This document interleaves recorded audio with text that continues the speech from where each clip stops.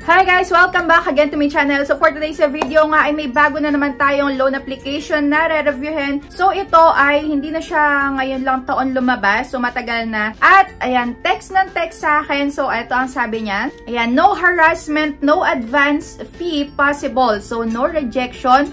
4,000 up to 25,000 ang pwede ko daw mai-avail. So, syempre, itatry ko na to. Dahil baka matanggap nyo nga doon yung mga text messages nila para maging aware kayo kung ito ba ay legit at matutulungan kayo. So, dito dalawa lang din yung contact references na hinanap sa akin. At nabigyan nga ako agad-agad ng credit limit dito. Ayan, ang bilis lang ng process ng kanilang loan application at wala nang sobrang dami pang hinihingi. Hindi din kailangan ng proof of income. Pero syempre, panoorin nyo muna yung video na to hanggang dulo para malaman nyo nga kung ano yung loan details, kung swak ba sa inyo, at kung talagang super duper legit na matutulungan tayo. Pero syempre, kung bago ko pa lang dito sa aking YouTube channel, ay huwag mo kalimutan mag-subscribe at pindutin mo na din yung notification bell para lagi kang maging updated sa mga next uploads ko. At congratulations nga pala sa mga weekly, ayan, winners sa my community spotlight ko.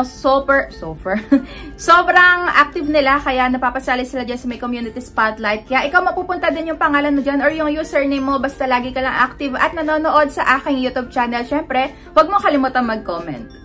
So, ayan, going back na nga, hindi nga pala ako dito nag-download ng kahit na anong application sa my Play Store or sa my App Store. So, ito ay website lang dahil base nga sa kanilang text message is i-type ko lang daw itong website na binigay nila sa akin. At ito na nga yung pinaka-homepage. So, ang application na to ay ang Instacash Money. Ayan, maximum na pwede daw nilang ipaloan is 80,000 pesos at 24 term. Ito ay super too good to be true. Hindi ako sure kung talagang totoo. Kaya, ayun, try natin. Ito ay under sa Making Cash Lending Investor. Under the name nga ng Instacash. So, kung na-try nyo na mag-apply ng loan dito sa my Play Store or sa my website then is i-comment down nyo na yan kung ano yung na-experience nyo sa kanila at kung magkano yung na-approve sa inyo na amount. Dito may nakalagay na agad na 3,000 pesos. So, expect natin na ito yung for first-time user. So, yan, apply na nga. At ito na agad yung hinanap nila. Personal info, contact info, work info, at valid ID. Dito, as in, super bilis lang din nung process. Kaya, ayan, mabilis lang tayo dito makakatapos.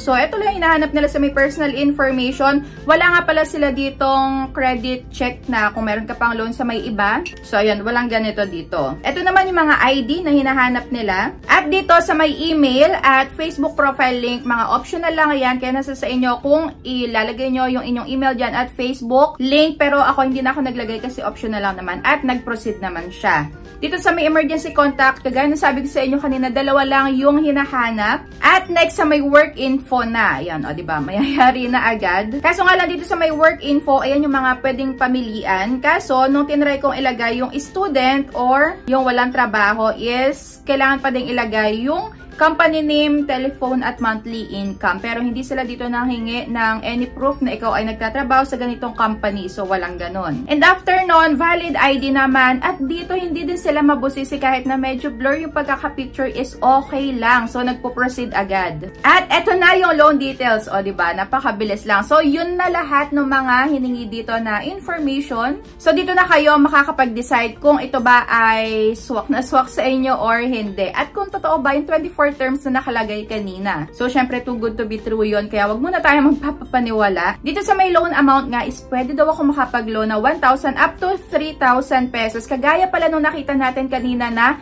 3,000 pesos. So, dito ang loan term is 130 days naman. Pero kanina nakalagay is 24 term. Pero, ayun nga, yung first payment is within 7 days lang. Kaya, ayun, fake news na naman po ang 24 terms. Pero, kagaya nga nung mga bagong labas ngayon, 7 days lang talaga siya. Kaya, huwag kayong papalin lang sa may mga nakikita nyo ads online na installment to. At, ayun, huwag mo na kayo magpapapaniwala. So, dito sa may loan amount nga, if ever na 3,000 pesos ang aking utangin, ang service fee ay 1,200 pesos. So, ano, uutang pa ba kayo or aatras na? Dahil ang matatanggap ko lang dito is 1,800 pesos. At ang babayaran ko is 2,900 sa unang pagbabayad. At ito daw ay kailangan mabayaran ng on or before 7 days.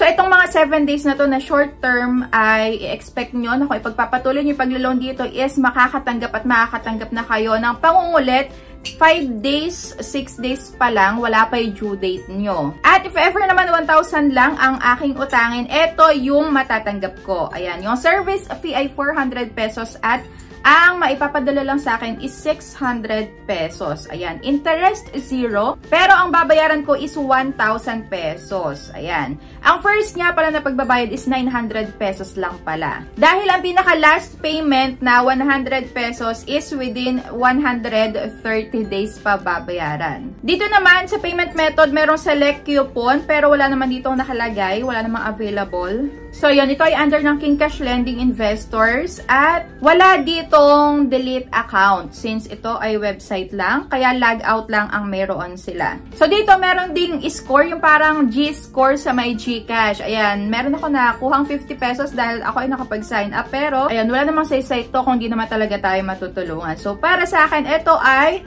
hindi na naman po makakatulong. So, hindi siya recommended. Hindi ko ito maire-recommend sa inyo dahil ang laki nga nung makakaltas. Pero nasa sa inyo pa din yung decision kung ipagpapatuloy nyo or hindi.